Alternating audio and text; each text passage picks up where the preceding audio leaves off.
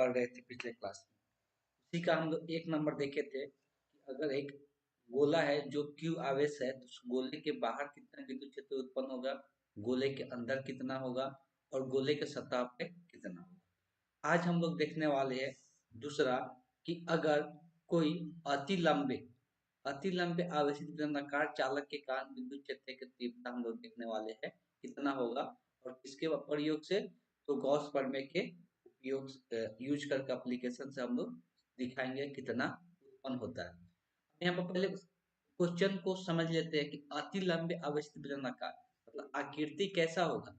आकृति कुछ इस प्रकार का होगा कि एक बेलनाकार आकृति होगा जो कि ये पूरी तरह से क्या है, आवेशित है। कितना लंबा है, लंबाई के बारे में इसमें नहीं दिया गया है, ये पूरा एक मान सकते हैं अनंत तक गया है, पूरा इधर भी अनंत तक इधर भी अनंत तक, ठीक। तो पूरा लंबा एक बेलनाकार आकृति है जो आवेशित है। देखो इसका कोई लंबाई का जिक्र नहीं किया गया है, इसलिए इसका हम लोग आवेश घनत्व मानेंगे। तो ये एक क्या है, ये वन डायमेंशनल है और ये लंबाई आवेश घनत्व कहलाएगा। इसका आवेश घनत्व हम लोग कितना मान लेंगे, लेमडा। अगर याद होगा आवेश घनत्व का फॉर्मूला हम बताए थे कि लेमडा बराबर, अगर कोई लंबाई के लिए है तो लेमडा बराबर क्या बताया गया था, लेमडा बराबर बताया गया था क्यू बटे एल। आवेश घनत्व का फॉर्मूला बताया गया था। तो हम इसका क्या कर रहे हैं कि एक सिलिंड्रिकल आकृति है जो कि बहुत लंबा है, सिलिंड्रिकल आकृति है जिसका लंबाई अनंत तक है। तो इस केस में इसका आवेश घनत्व मान ले रहे हैं। आवेश घनत्व का मतलब होता है समान आवेश हर एक जगह फैला हुआ है और इसका आवेश घनत्व कितना है, लेमडा है, ठीक है। तो सबसे पहले आप लोगों को क्या करना है, ये हेडिंग डालना है, अति लंबे अवशिष्ट बेलनाकार चालक के कारण विद्युत क्षेत्र की तीव्रता। हेडिंग डालने के बाद क्या लिखना है, तो हम लोग लिखेंगे कि माना कि माना कि एक अति लंबा बेलनाकार चालक है। माना कि एक अति लंबा बेलनाकार चालक है जिसके प्रति एकांक लंबाई जिसके प्रति एकांक लंबाई पर आवेश लेमडा है, आवेश लेमडा है। तो बेलन के अक्ष से, जो बेलन का अक्ष होगा, अक्ष का मतलब क्या है, बेलन है, जो बेलन का अक्ष होगा तो बेलन के अक्ष से आर दूरी पर कोई बिंदु P पर विद्युत क्षेत्र की तीव्रता क्या होगा। कोई बिंदु P पर मतलब इससे r दूरी पर कोई बिंदु P है, उस पर विद्युत क्षेत्र की तीव्रता क्या होगा बताना है, ठीक। तो इसको नोट डाउन कर लेना, अभी नहीं लिखना है जो भी हम बोले, इसको बाद में वीडियो को पॉज करके लिख लेना है, अभी समझते जाना है यहाँ पे, ठीक। तो इसको हम लोग समझते हैं कि इसका हम लोग किस प्रकार से विद्युत क्षेत्र का मान ज्ञात करेंगे।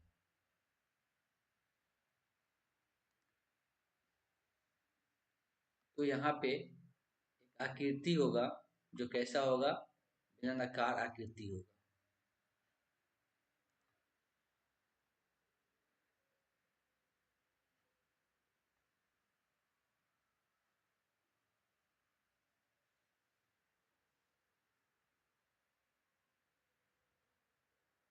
ये अति लंबा मतलब ये बहुत ज्यादा लंबा है, ये बेलनाकार आकृति है। और इसका अक्ष किसको बोलते हैं, तो ये जो बीच से जाता है उसी को हम लोग क्या कहते हैं, इसका अक्ष कहते हैं। बताया जा रहा है कि इसके अक्ष से, इसका जो अक्ष है इससे आर दूरी पर, इससे आर दूरी पर कोई बिंदु P है और इस बिंदु पर क्या करना है, हमको विद्युत क्षेत्र का मान ज्ञात करना है।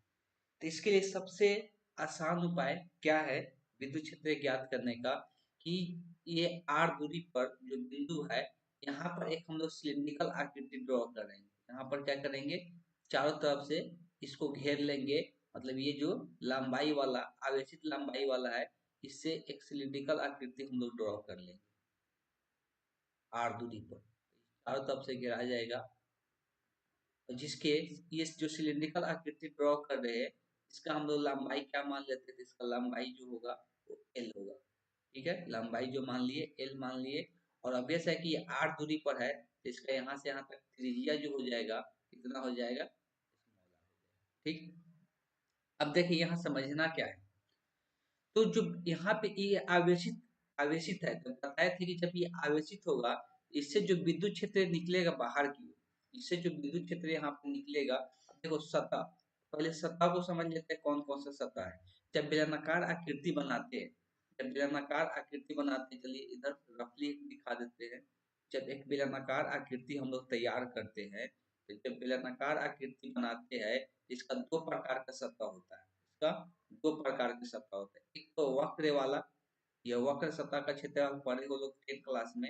ये वाला जो सतह होता है, यह वक्र सतह होता है।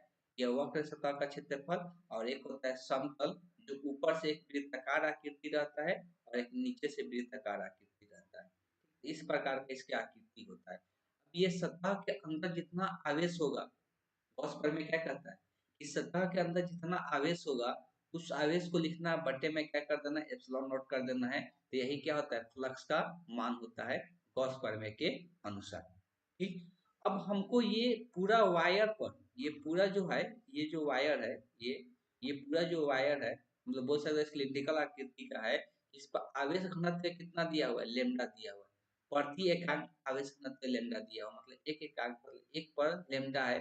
तो एल लंबाई पर कितना आवेश होगा बताना है। तो एल लंबाई पर आवेश निकालने का तरीका बता दिया गया है। क्यू बराबर क्या होता है, एक पहले तो ये फॉर्मूला होता है, लेमडा बराबर क्यू बटे एल। तो यहाँ से अगर आवेश निकालना है तो क्या हो जाएगा, लेमडा इंटू एल हो जाएगा। आवेश समान मतलब यहाँ से जो अंदर में सिलिंड्रिकल के अंदर जो वायर यहाँ से यहाँ तक होगा, यहाँ से यहाँ तक जो होगा सिलिंड्रिकल के अंदर, जो ये सिलिंड्रिकल आकृति अंदर वाला भी सिलिंड्रिकल आकृति ही है, तो यहाँ से लेके यहाँ तक जो आवेश होगा कितना होगा, लेमडा इंटू एल होगा। तो इस हम लोग जो एक सतह लिए है, इस बंद सतह के अंदर जो आवेश उत्पन्न होगा वो कितना हो रहा है, लेमडा इंटू एल के बराबर हो रहा है। तो गॉस प्रमेय के अनुसार, गॉस प्रमेय क्या कहता है कि जो फ्लक्स का मान होता है, गॉस प्रमेय के अनुसार जो फ्लक्स का मान होता है कुल आवेश, तो कुल आवेश बटे क्या होता है, एप्सिलॉन नॉट। और यहाँ पे जो आवेश का मान है कितना है, तो फ्लक्स बराबर कितना हो जाएगा, लेमडा एल बटे एप्सिलॉन नॉट। और एक दूसरे ओर क्या होता है, तो दूसरे ओर यहाँ पर फॉर्मूला हम लोग जानते हैं फ्लक्स का, integration E dot D A. दूसरे ओर ये फॉर्मूला हम लोग पढ़ते हैं इंटू डी लेमडा एल बटे एप्सिलॉन नॉट। अब यहाँ पर देखते हैं कि विद्युत क्षेत्र, अब देखिए हम बताए थे कि अगर हम ये चीजें बताए थे कि अगर कोई एक लंबाई का कोई यहाँ पर विद्युत क्षेत्र, यहाँ पर कोई लंबाई आवेशित लंबाई है, जिससे विद्युत क्षेत्र का जो उत्पन्न होता है किस तरह से डायरेक्शन होता है, इस प्रकार से उत्पन्न होता है। बोले थे कि अगर एक आवेश सिंपल यहाँ पे आवेश है, तब जो विद्युत क्षेत्र का दिशा जो उत्पन्न होता है इस प्रकार से होता है, अगर पॉजिटिव आवेश है। लेकिन अगर एक सीधा लंबाई वाला आवेश है, तो इसमें जो विद्युत क्षेत्र का दिशा उत्पन्न होता है इस प्रकार से होता है, अगर धनात्मक आवेश है तो यहाँ पर जो विद्युत क्षेत्र उत्पन्न होगा, चलिए देखिए ठीक है, एक यहाँ पर दिखा देते हैं कि इस तरह से होगा, और यहाँ पर सतह से ऐसे बाहर निकलेगा। अभी बताया कि इसमें दो प्रकार का सतह बन रहा है, इसमें दो प्रकार का सतह बन रहा है, एक ऊपर वाला सतह और एक साइड वाला। जब ये वक्र वाला जो सतह है, तो वक्र वाला सतह पर कोई भी स्मॉल एरिया लेंगे, यहाँ पर जो कोई भी स्मॉल एरिया लेंगे, तो इसका डायरेक्शन किस डायरेक्शन में होगा, ई के डायरेक्शन में होगा। लेकिन जो ये ऊपर वाला सतह है, जो ये ऊपर वाला सतह है, तो यहाँ पे जो क्षेत्रफल का दिशा क्या बताया है, सतह के लंबवत होता है। तो यहाँ पे जो डीए का दिशा होगा किधर होगा, ऊपर की ओर होगा। यहाँ पे जो डीए का दिशा होगा ऊपर की ओर होगा, और विद्युत क्षेत्र का दिशा किधर होगा, इधर होगा। विद्युत क्षेत्र का दिशा इधर होगा। ठीक। तो क्या करते हैं हम लोग, यहाँ पर एक चीज कर लेते हैं कि ये जो ऊपर वाला सतह है ना, इसको हम लोग को, इसका हम लोग S1 सतह नाम दे देते हैं। जो ये वक्र वाला सतह है, ये जो वक्र वाला सतह, ज्यादा हम नहीं दिखाएंगे तो यहाँ पर लेंदी होने लगेगा, ठीक है। ये वाला जो सतह है इसको हम लोग S2 नाम दे देते हैं। ठीक है, तो दो सतह हो रहा है, दोनों सतह के लिए हम लोग विद्युत फ्लक्स लिखेंगे। तो पहले हम क्या करते हैं कि दोनों सतह का जो होगा उसके लिए हम यहाँ पर लिख देते हैं विद्युत क्षेत्र। एक तो S1 सतह के लिए E dot D A, plus एक दूसरा जो सतह है उसको यहाँ पे S1 कर दिए, दूसरा सतह S2 माने है उसके लिए ई डॉट डी ए लिख दी फॉर्मूला। दोनों का योगफल को ही हम लोग यहाँ पर ऐसे अलग अलग कर सकते हैं, लेमडा एल इंटू बटे एप्सिलॉन नोट कर दे। ठीक है। अब देखो सतह वन के लिए आते हैं, सतह वन यहाँ पे देख लेते हैं पहले। तो जो सतह वन है उसमें क्या देखने को मिल रहा है कि विद्युत क्षेत्र और क्षेत्रफल के बीच का जो कोण बन रहा है कितना बन रहा है 90 डिग्री, और यहाँ पर क्या बन रहा है 0 डिग्री। ठीक, तो इसका यूज करते हैं E dot B, E dot A का। हम लोग जानते हैं सतह S1 के लिए अगर देखते हैं तो सतह S1 के लिए क्या देखने को मिलेगा, तो सतह S1 के लिए देखने को मिलेगा ई। अब अगर परिमाण लिखते हैं तो क्या लिखते हैं, ई D A cos theta. Cos theta S1 के लिए कितना है 90 डिग्री है, प्लस सतह S2 के लिए अगर लिखते हैं तो इसमें क्या लिखाएगा E D A cos 0 degree बराबर में क्या है लेमडा एल बटे एप्सिलॉन। ठीक है, कॉस 90 डिग्री का मान क्या होता है 0 होता है, तो इसलिए ये पूरा का पूरा क्या हो जाएगा 0 हो जाएगा। 0 में किसी से भी चीज से गुना करो 0 हो जाता है, और इसमें कॉस 0 डिग्री का मान 1 होता है, और ई स्थिरांक होता है, तो ई को बाहर कर लेते हैं, इंटीग्रेशन किसका कहेंगे ई बराबर लेमडा एल इंटू। यहाँ पर अब S1 S2 लिखने की जरूरत नहीं है, या लिख भी सकते हैं। चलिए, अब हमको पता है कि S2 सतह का क्षेत्रफल कितना होता है। हम लोग विलन का वक्र पृष्ठ का क्षेत्रफल क्या पढ़ते हैं, ये है ना S2 जो वक्र वाला पार्ट है, तो वक्र पृष्ठ का क्षेत्रफल विलन का क्या पढ़ते हैं, वक्र पृष्ठ का क्षेत्रफल क्या पढ़ते हैं, तो क्षेत्रफल पढ़ते हैं 2πr l, 2πr h पढ़ते हैं, लेकिन h यहाँ पर क्या है l है, इसलिए यहाँ पर h की जगह क्या लिखा है l लिखा है। इसका कुल क्षेत्रफल क्या हो जाएगा, तो कुल क्षेत्रफल इसका निकल के आएगा क्या 2 2 2πr h, यहाँ 2πr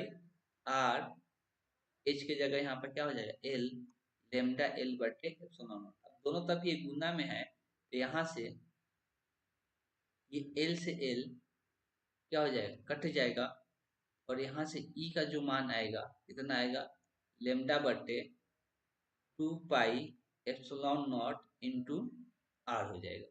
तो इस तरह से यहाँ पर विद्युत क्षेत्र का जो मान निकल के आ रहा है आर दूरी पर कितना हो रहा है लेमडा बटे 2 pi epsilon naught into r के बराबर हो जा रहा है। तो यहाँ से ये विद्युत क्षेत्र का फॉर्मूला निकल के आ गया। इसके लिए याद रखना है, ये एक सिलेंड्रिकल वायर रहेगा जिसका विद्युत क्षेत्र का मान कितना होगा आर दूरी पर, तो लेमडा बटे 2 pi epsilon naught into r होगा।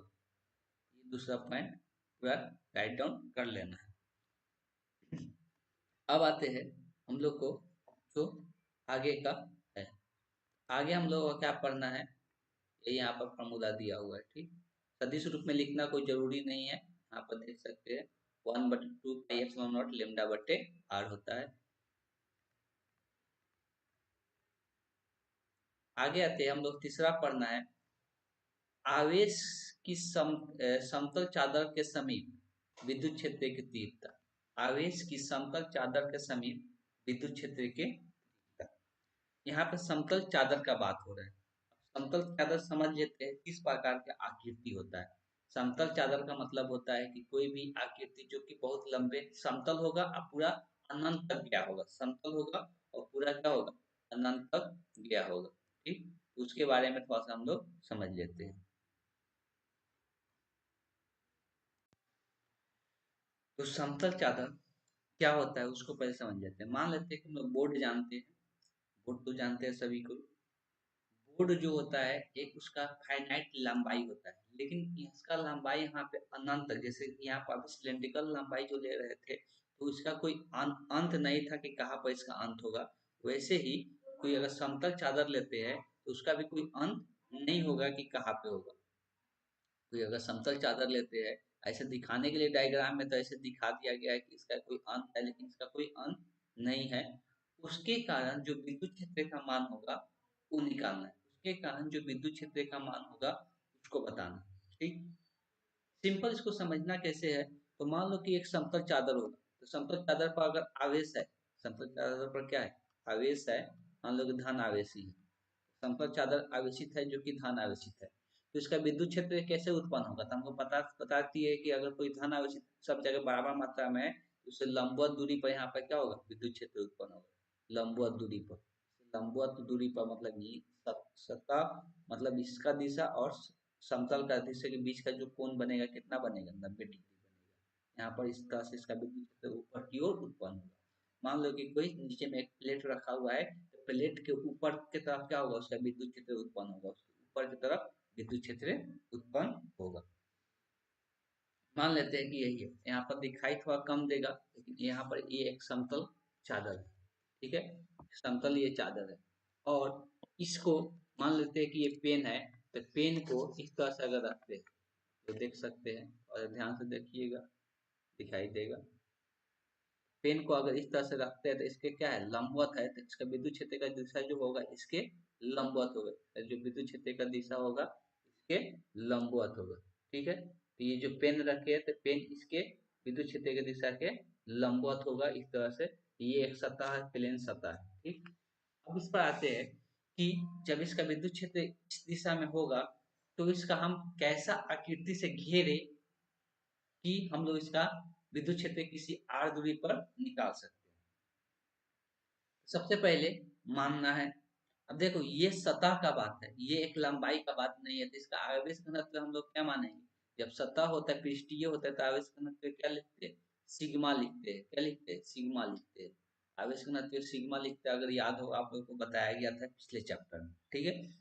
तो यहाँ पे सबसे पहले क्या करना है कि लिख लीजिए जो बता रहे, पहले हेडिंग डालना है 3 नंबर देकर, ये हेडिंग डाल लेना है जो हेडिंग यहाँ पे दिया हुआ है। अब इसमें क्या लिखना है, पहले लिखिए कि माना कि एक समतल चादर है, एक समतल चादर है जिसका आवेश घनत्व, जिसका आवेश घनत्व सिग्मा है, जिसका आवेश घनत्व सिग्मा है, जिसका आवेश घनत्व सिग्मा है।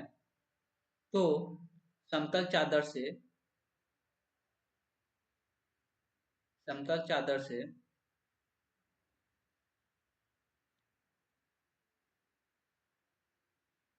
समतल चादर से कोई बिंदु P, कोई बिंदु P पर विद्युत क्षेत्र का मान क्या होगा, कोई बिंदु P पर विद्युत क्षेत्र का मान, इतना ही लिख के छोड़ देना है, कोई बिंदु P पर विद्युत क्षेत्र का मान, ठीक है। अब देखो इसको बनाने के लिए हम लोग हमेशा गॉस प्रमेय का यूज करने के लिए हमेशा एक वक्र, बंद सतह वक्र लेना होता है। बंद सतह हम लोग कर्व लेना रहता है, कर्व नहीं बोल सकते इसको, बंद सतह क्या है, समतल मतलब बंद सतह को सतह बनाना रहता है जिसमें कुछ आवेश उसके अंदर आ जाए। तो इसके लिए हम लोग क्या करते हैं, इसके लिए सबसे सबसे अच्छा उपाय हम लोग जो करते हैं, मान लेते हैं कि यही क्या है, समतल चादर है, तो उसके ऊपर हम लोग क्या करते हैं, एक बेलनाकार आकृति दोनों तरफ से लगा देते हैं। इधर से भी मान लेते हैं कि एक बेलनाकार आकृति ले लेते हैं, सेम आकृति इधर से भी हम लोग क्या करते हैं, एक बेलनाकार आकृति इस पर लगा देते हैं। इसे क्या है, आप लोग डायग्राम में नीचे देख सकते हैं, डायग्राम दिया हुआ है कि दोनों तरफ से बेलनाकार आकृति से क्या कर दिया गया है, घेर दिया गया है। अब जब ये बेलनाकार आकृति से घेरेंगे, जब ये बेलनाकार आकृति से घेरेंगे तो कुछ एरिया क्या हो जाएगा, घिर जाएगा। तो जब ये घिरेगा तो जितना एरिया इस पर घिरेगा, सतह पर जितना एरिया घिरेगा उसका आवेश हमको चाहिए, इसलिए कि इसके अंदर उतना ही आवेश आएगा। जो आकृति यहाँ पर घिर रहा है, जैसे कि आप डायग्राम में भी देख सकते हैं, यहाँ पे डायग्राम में आप लोग देख सकते हैं कि यहाँ पर जो आकृति घिर रहा है जब दोनों तरफ समतल, तो इस पर इसमें कितना आवेश होगा उस आवेश का पहले मान निकाल लेते हैं। तभी हम बताए थे थोड़ा देर पहले ही, मान लेते हैं कि ये जो गिर रहा है इसका क्षेत्रफल कितना है, इसको मान लेते हैं कि इसका जो क्षेत्रफल है डीए है, इसका क्षेत्रफल क्या मान लिए, डीए मान लिए, ठीक। इसका जब क्षेत्रफल डीए है, चाहिए स्मॉल, इसके स्मॉल पार्ट का एरिया जो है, इससे इसमें स्मॉल पार्ट का जो एरिया है वो कितना है, डीए है। तो ये कैसा आकृति है, सबसे पहले तो ये डिसाइड कर लेते हैं कि इसका जो आकृति है वो कैसा है। तो अब ये जो आकृति है ये कैसा है, समतल है और बेलनाकार, सॉरी वृत्ताकार आकृति इस पर गिर रहा है। तो अगर कोई क्षेत्रफल को यहाँ पर ए मान के लेते हैं, इसको क्षेत्रफल को क्या मान ले रहे हैं कि क्षेत्रफल ये वाला जो है कितना है, ए है, तो क्षेत्रफल ए है। तो अगर ये वृत्ताकार आकृति इसका क्षेत्रफल ए माने हैं, तो आवेश घनत्व का जो फॉर्मूला होता है सिग्मा बराबर क्या होता है, पृष्ठीय के लिए सिग्मा बराबर होता है क्यू बटे क्षेत्रफल। यहाँ से क्यू का मान जो आएगा कितना आ जाएगा, क्यू बराबर सिग्मा इंटू। तो इसी आकृति को बना लेना है। इस आकृति को बनाने के बाद जो हम यहाँ पे समझाने जा रहे हैं उसको समझना है। पहले मिटा देते हैं।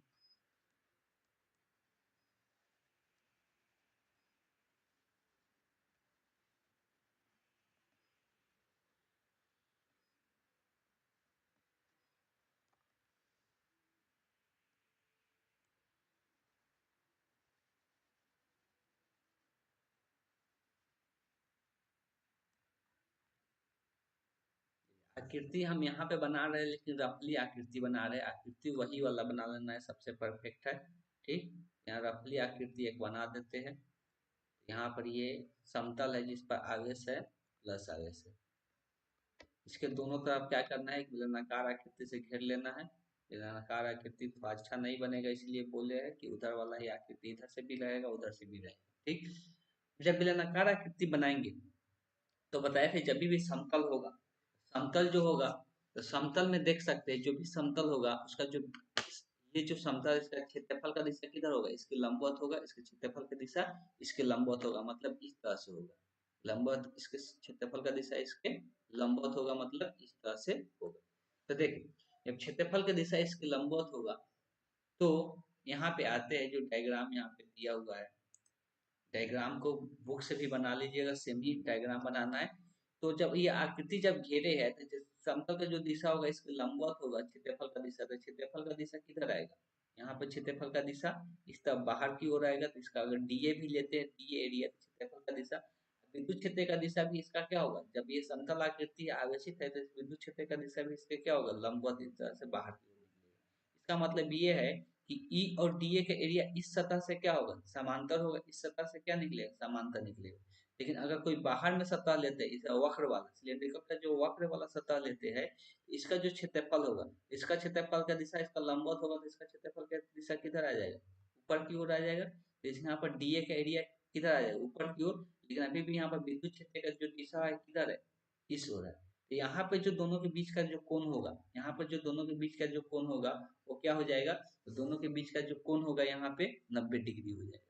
इसका मतलब ये है कि यहाँ पर जब क्षेत्रफल और ई के बीच का एंगल जैसे ही 90 डिग्री होता है, यहाँ पे अगर ये 90 डिग्री हो गया तो यहाँ पर इस सतह पर, ये जो वक्र वाला सतह है, ये जो वक्र वाला सतह है, इसके कारण जो विद्युत क्षेत्र फ्लक्स का मान होगा वो क्या हो जाएगा, जीरो हो जाएगा।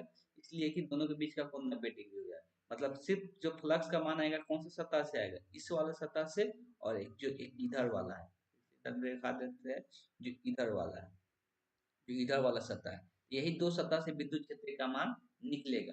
ये दो सतह से विद्युत क्षेत्र का मान निकलेगा। और सबसे पहले अभी यहाँ पे आवेश निकाल चुके हैं, तो चलिए डेरिवेशन हम यहाँ पे कर देते हैं। डेरिवेशन अगर करने जाते हैं तो सबसे पहले गॉस प्रमेय यूज करते हैं। गॉस प्रमेय फ्लक्स का मान क्या बताया जाता है, कुल आवेश बटे यहाँ पे आवेश का जो मान आ रहा है कितना आ रहा है, सिग्मा इंटू ए के बराबर आ रहा है बटे एप्सिलॉन। दूसरी ओर हम लोग फ्लक्स का फॉर्मूला जानते हैं कि क्या होता है, ई डॉट डी ए होता है। क्या होता है, ई डॉट डी ए होता है। अब देखो ई डॉट डी हम दो बार लिख रहे हैं, क्यों, अभी हम बताए यहाँ पे डायग्राम में कि यहाँ पे दो सतह से, एक तो इधर वाला सतह से, इस वाले सतह से, दूसरा इस वाले सतह से विद्युत क्षेत्र का मान होगा। और इस वाले तीसरा जो सतह हो रहा है यहाँ से, ये क्या हो जा रहा है, जीरो हो जा रहा है। ठीक है, ये दो सतह से विद्युत क्षेत्र का मान निकलेगा। तो दोनों को साथ में ही प्लस में करके लिख देते हैं। तो E dot D A plus E dot सदिश रूप में पहले लिख देते हैं। इधर में है सिग्मा ए बटे एप्सिलॉन। हमको पता है कि दोनों के बीच का एंगल 0 डिग्री है, तो दिखाना चाहते हैं दिखा सकते, D E D A cos 0 degree हो जाएगा, plus E D A cos 0 degree हो जाएगा। ठीक, 0 डिग्री का मान हमको पता है पहले से, क्या होता है, 1 होता है। तो यहाँ से क्या निकल के आएगा, ई डी ए प्लस ई डी ए, दोनों को दोनों समान ही है, इसलिए समान एरिया से होके जा रहा है। दोनों में ई क्या है, अचर होता है, बाहर निकल जाएगा। ये बाहर निकल जाएगा तो क्या बचेगा, D A plus E D.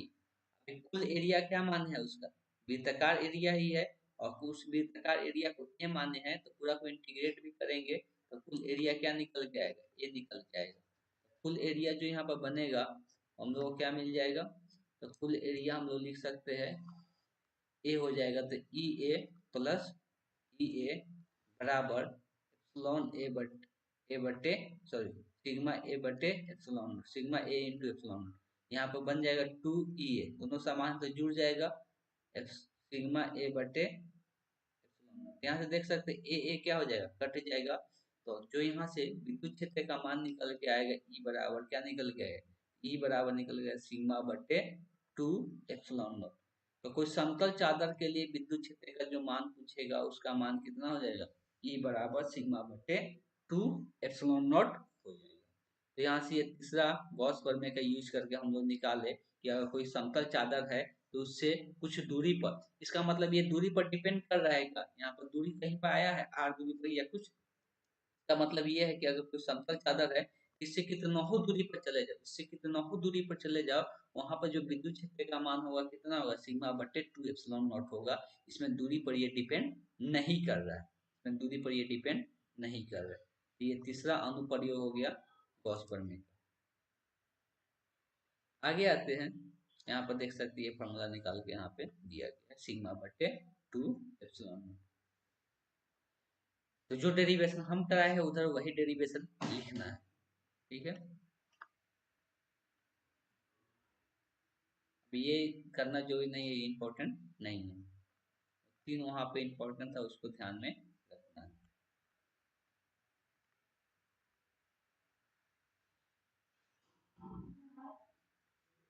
अब ये 5 नंबर लिखना, 5 नंबर क्या लिखना, एक समान आवेशित दो समांतर अनंत समतल चादरों के कारण विद्युत क्षेत्र, इसको समझेंगे हम लोग। तो इसमें बताया जा रहा है, अभी हम लोग क्या कर रहे थे कि एक समतल चादर ले रहे थे, अभी हम लोग क्या कर रहे थे, एक समतल चादर ले रहे थे। अब यहाँ पे क्या करना है, दो समतल चादर लेना है, दो समतल चादर लेना है, एक ले लियो, एक और समतल चादर लेना है,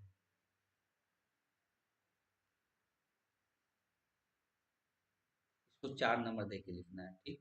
यहाँ पर दो समतल चादर ले ली, बताया जा रहा है कि दो समतल चादर को आमने सामने रख देना है, दोनों को आमने सामने रख देना है। जैसे कि मान लीजिए कि ये दो समतल चादर है, ठीक, एक ये है एक ये है, ठीक, दो गो है, दोनों को क्या करना है, आमने सामने रख देना है, दोनों को आमने सामने रख देना है। और जो इसके बीच में जो विद्युत क्षेत्र का मान उत्पन्न होगा वही विद्युत क्षेत्र का मान बताना है कितना होगा, ठीक है।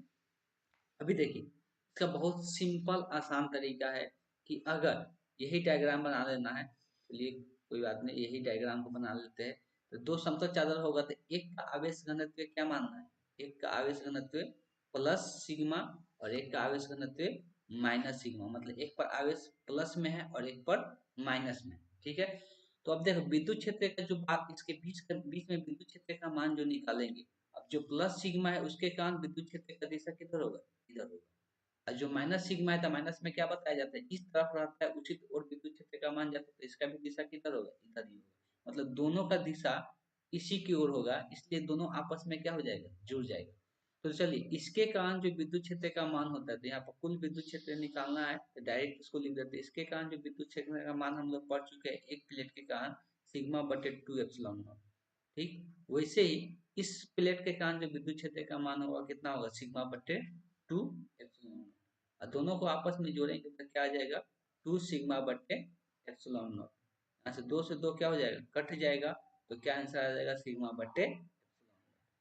इसका मतलब जब भी आपसे पूछेगा, अब दो फार्मूला याद रखना है, जब भी अगर पूछेगा कि एक समतल चादर के कारण विद्युत क्षेत्र का जो मान होगा वो सिग्मा बटे टू एप्सिलॉन नॉट होगा, लेकिन अगर दो समतल के बीच में अगर पूछेगा विद्युत क्षेत्र का मान तो सिग्मा बटे क्या होता है, एप्सिलॉन नॉट होता है। ये बहुत कंफ्यूजन करता है और दोनों के दोनों ऑब्जेक्टिव क्वेश्चन में देखने को मिलता है, इसलिए इस बात को ध्यान रखना है, ठीक है। बस इसमें यही डायग्राम बना के इसको दिखा लेना और इसमें कुछ नहीं करना है। तो ये हम लोग का गॉस प्रमेय का अनुप्रयोग था जो कि पढ़ना था। अनुप्रयोग जितना भी था मोस्ट इम्पोर्टेंट चार को जो कि हम बता चुके हैं। देखिए यहाँ पर आकृति दिखाया गया, लेकिन इतना दिखाने की भी जरूरी नहीं है, मन है तो दिखा भी सकते हैं, कोई दिक्कत नहीं है, ये इस डायग्राम को भी हम लोग दिखा सकते हैं, नहीं तो उसी डायग्राम को छोड़ सकते हैं। हाँ, अगर कोई पूछेगा कि दो समतल चादर है तो चादर को ऐसे लाइन से हम दिखा देते हैं, इसके बीच में जो विद्युत क्षेत्र का मान है ये तो पता चल गया, ई बराबर क्या होगा, सिग्मा बटे एप्सिलॉन नॉट होगा। लेकिन अगर कोई बाहर में पूछेगा तो बाहर में विद्युत क्षेत्र का मान क्या होगा, जीरो होगा, बाहर में विद्युत क्षेत्र का मान क्या होगा, जीरो होगा। चादर के बाहर अगर कोई विद्युत क्षेत्र का मान पूछेगा तो उसका मान क्या होगा, जीरो होगा। जीरो क्यों होगा उसको भी अगर मन है तो देख सकते हैं। देखिए ये क्या था, ऋण आवेशित, और ये क्या था, धन आवेशित। ये धन आवेशित था और ये ऋण आवेशित था। ठीक। अब देखिए यहाँ पे जो विद्युत क्षेत्र होगा, तो ऋण आवेशित के कारण विद्युत क्षेत्र का दिशा किधर होगा, इधर होगा। ऋण आवेशित के कारण, धन आवेशित के कारण उसके अपोजिट डायरेक्शन में जाता है, तो उसका दिशा किधर होगा, इधर होगा। दोनों एक दूसरे के उल्टा दिशा में हो गए, इस कारण से एक दूसरे को कैंसल आउट करके यहाँ पर विद्युत क्षेत्र का मान क्या हो जाता है, बाहर में शून्य हो जाता है, जीरो हो जाता है। इस बात को ध्यान रखना है। बात समझ में आया कि कभी भी अगर विद्युत क्षेत्र का मान पूछेगा कहाँ पे, अगर पूछेगा इसके बीच में, तब विद्युत क्षेत्र का मान क्या होगा, सिग्मा बटे एप्सिलॉन। लेकिन बाहर में क्या हो जाता है, जीरो हो जाता है। क्यों हो जाता है जीरो, वो भी समझा दिए कि अगर दो प्लेट है, एक पर प्लस आवेशित है, एक पर क्या है, माइनस आवेशित है। इस केस में अगर यहाँ पर बाहर में विद्युत क्षेत्र निकालेंगे, तो इसके कारण जो विद्युत क्षेत्र का दिशा होगा, माइनस वाला के तरफ हो जाता है, और प्लस वाला के तरफ इससे क्या होता है, दूर होता है। एक दूसरे के दोनों क्या होता है, अपोजिट डायरेक्शन में हो जा रहा है, जिसके कारण विद्युत क्षेत्र का मान बाहर में क्या हो जाएगा, शून्य हो जाएगा। ठीक है। चलिए आगे देखते हैं और आगे क्या दिया हुआ है।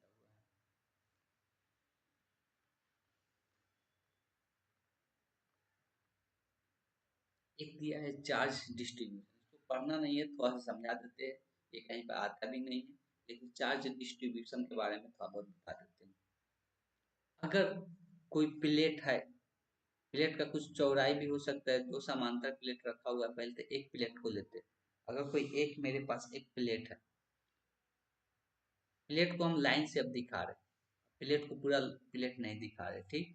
तो अगर एक प्लेट है, अगर कोई बोल रहा है कि इस पर आवेश, अगर कोई बोल रहा है कि इस पर आवेश कितना है, इस पर मान लो 36 कूलम आवेश है। जो आवेश होता है ना, एक प्लेट पर दो साइड में बढ़ जाता है। कुछ चार्ज इधर आ जाता है, कुछ चार्ज क्या होता है, इस तरफ आ जाता है। तो कुछ चार्ज इस तरफ रहता है, कुछ चार्ज इस ओर डिस्ट्रीब्यूट हो जाता है। तो वही चीज यहाँ पर लिखा हुआ है कि अगर एक प्लेट है, इसका आवेश अगर Q1 है और इसका आवेश कितना है, Q2 है, तो प्लेट के दोनों तरफ, तो यहाँ पर माना क्या जा रहा है कि प्लेट के इस ओर जो चार्ज है वो कितना ले लिए, स्मॉल Q1 ले लिए। तो टोटल कितना था, Q1 था। अब इधर बचेगा कितना, इस ओर Q1 माइनस Q1, मतलब एक कैपिटल Q1 एक स्मॉल Q1। वैसे ही अगर इस ओर आवेश कितना डिस्ट्रीब्यूट हुआ है, इस साइड प्लेट के इस तरफ, ये वाला जो दूसरा वाला प्लेट है Q2 है, तो इस ओर इस तरफ कितना बचेगा, Q2 माइनस Q1, मतलब इस तरफ कितना होगा, उसके उसमें से क्या करेंगे, घटा देंगे। इस तरह से आवेश का डिस्ट्रीब्यूशन होता है। तो हम लोग क्या देखने को मिलता है कि आवेश का जो डिस्ट्रीब्यूशन होता है किस प्रकार से होता है। तो जब भी आवेश का डिस्ट्रीब्यूशन होता है कि ये जो आमने सामने जो प्लेट रहता है, हमेशा समान आवेश का डिस्ट्रीब्यूशन होता है। इधर से जितना माइनस लेगा, उधर से इतना ही प्लस लेगा। इधर से जितना माइनस लेगा, उतना ही इधर से क्या लेगा, प्लस लेगा। ठीक। तो इस बात को ध्यान में रखना। अब मान लो कि इधर आवेश Q है, तो इधर कितना बचेगा, पहले कितना टोटल Q1, तो Q1 माइनस क्या हो जाएगा, Q। अगर इधर आवेश माइनस Q डिस्ट्रीब्यूट हुआ है, तो इसमें पहले कितना था, Q2 था। अब माइनस, अब कितना बचेगा, इसमें से माइनस Q2 क्या करेंगे, हटा देंगे, तो क्या बचेगा, Q2 प्लस Q हो जाएगा। इधर आवेश कितना बचेगा, Q2 प्लस Q बचेगा। इस तरह से ध्यान में रखना है कि आमने सामने जब प्लेट रहता है, तो एक और माइनस डिस्ट्रीब्यूट होगा, एक और प्लस चार्ज डिस्ट्रीब्यूट होगा। दोनों तरफ समान चार्ज डिस्ट्रीब्यूट नहीं होगा, इसलिए समान एक दूसरे को क्या करते हैं, मान लो कि दोनों एक तरफ प्लस हुआ, तो एक तरफ माइनस होगा, इसलिए कि प्लस माइनस एक दूसरे को क्या करता है, अट्रैक्ट करता है, खींचता है, तभी जाके प्लस माइनस डिस्ट्रीब्यूट होगा। ऐसा कभी नहीं होगा इधर भी प्लस हो जाए, इधर भी प्लस हो जाए, इसलिए प्लस प्लस फिर क्या करने लगेगा, रिपेल करने लगेगा, मतलब दूर भेजने लगेगा। तो ऐसा नहीं होता है, इस बात को ध्यान में रखना है कि जो आवेश का डिस्ट्रीब्यूशन होता है, अगर प्लेट है, आमने सामने दो गो प्लेट रख दिया है, तो एक प्लेट पर प्लस आवेश डिस्ट्रीब्यूट होगा, दूसरे पर सेम आवेश माइनस में डिस्ट्रीब्यूट होता है। जितना प्लस होगा, उतना ही सेम क्या होगा, माइनस में डिस्ट्रीब्यूट होगा। बात को ध्यान में रखना है। बस इसमें इतना ही कॉन्सेप्ट समझना था। तो ये चैप्टर यहाँ पर ही क्या होता है, कंप्लीट होता है। ये चैप्टर यहाँ पर ही कंप्लीट होता है। पूरा ये चैप्टर कंप्लीट हो गया। अब आप लोगों का काम क्या है कि हमको इसमें क्या करना है, जितना भी क्वेश्चन है बनाना है, और किसी प्रकार का कोई डाउट होगा तो पूछ लेना। हम इसका एक और क्लास अभी लेंगे, इसका एक और क्लास लेंगे जिसमें हम ऑब्जेक्टिव क्वेश्चन को बताएंगे, जो बताने वाला होगा। ऑब्जेक्टिव क्वेश्चन जो बनाने वाला रहेगा, इसमें हम सारा उसके बारे में बताएंगे, जैसे कि यहाँ से। लेकिन सबसे पहले आप लोगों का काम क्या करना है कि आपसे जितना बनेगा ऑब्जेक्टिव क्वेश्चन, सारा क्वेश्चन बनाना, लॉन्ग क्वेश्चन तो बनाना ही है, लेकिन उसके पहले ऑब्जेक्टिव क्वेश्चन बनाना है, याद नहीं करना है आंसर देख के। ये जितना भी है समझना है कि ऑब्जेक्टिव क्वेश्चन का आंसर कैसे इतना आ रहा है, ऐसे नहीं कि याद कर ली। जितना भी थ्योरी बताया गया, जितना भी बताया गया उसको देख कर समझना है कि उससे हमको समझ में आ रहा है कि नहीं आ रहा है। इसलिए कि ऐसे अगर याद कर लेंगे तो क्वेश्चन में क्या होगा, थोड़ा बहुत चेंज कर देगा, चेंज कर पूछ देगा तो समझ में नहीं आएगा। उसके बाद ही हम अगला वीडियो, इसलिए आज अगर आप देख लेते हैं तो अगला जो वीडियो बनेगा वो इस पर बनेगा, ऑब्जेक्टिव क्वेश्चन पे। तो हम जब समझाएंगे तो अगर आप एक बार बनाए रहेंगे तो हम समझाएंगे तो अच्छे से समझ में आएगा। इस चैप्टर में हम लोग ज्यादा कुछ नहीं पढ़े हैं। क्या क्या पढ़े एक बार रिवाइज कर लेते हैं। एक सबसे पहले विद्युत क्षेत्र पढ़े, विद्युत क्षेत्र क्या होती है, विद्युत क्षेत्र की तीव्रता। उसके बाद विद्युत क्षेत्र रेखाएं पढ़े हैं। उसके बाद हम लोग फ्लक्स के बारे में पढ़े थे। फ्लक्स को हम लोग फाई से डिस्ट्रीब्यूट करते थे, फ्लक्स के बारे में पढ़े थे।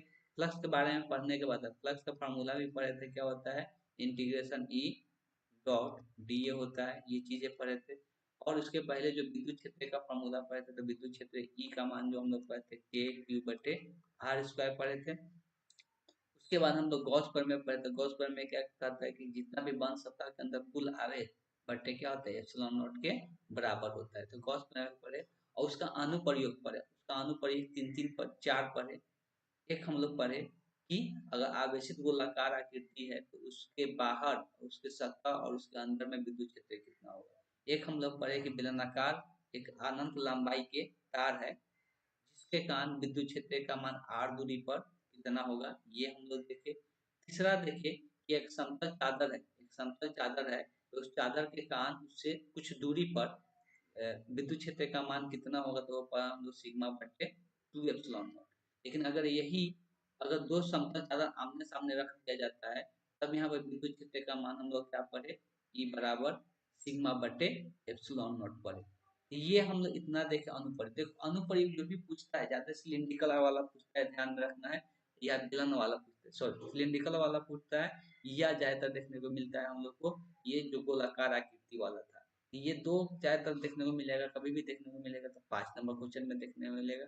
गॉस प्रमेय पूछेगा तो 2 नंबर क्वेश्चन में पूछेगा, लेकिन गॉस प्रमेय को जो सिद्ध करने वाला पूछेगा वो 5 नंबर में देखने को मिलता है। यहाँ पर जितना भी ऑब्जेक्टिव क्वेश्चन है ध्यान से समझ समझ के बनाना है।